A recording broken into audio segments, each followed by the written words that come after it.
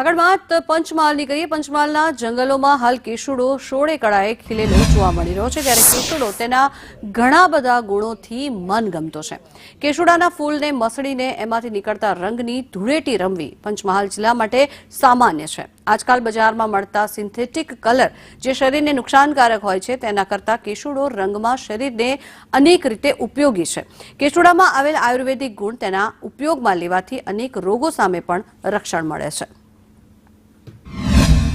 કેસુડો exactly જોવા જઈએ તો જેને આપણે ફ્લેમ ઓફ ધ ફોરેસ્ટ કાં તો જંગલની આગ તરીકે ઓળખીએ છીએ। મેં દેખાવામાં ભલે આગ જેવું દેખાય છે, પણ એના ગુણો બહુ શીતળતા કાં તો શીત વીર્યના ગુણો છે અને આપણે જે કેસુડાના ફૂલોથી એને અમુક સમય પહેલા એને એકત્રિત કરીને અને એને આપણે સારી રીતે એનો ઉપયોગ કરી અને એના રંગો બનાવીએ, બરાબર છે। અને એ રંગોનો ઉપયોગ આપણે ધૂળેટી દરમિયાન કરીએ તો એ આપણા શરીર માટે સારું છે। અને કેસુડો એ ઔષધિ રૂપ એક ફૂલ છે અને એમાંથી આપણને જે સાઈડ ઇફેક્ટ બી નથી થતી।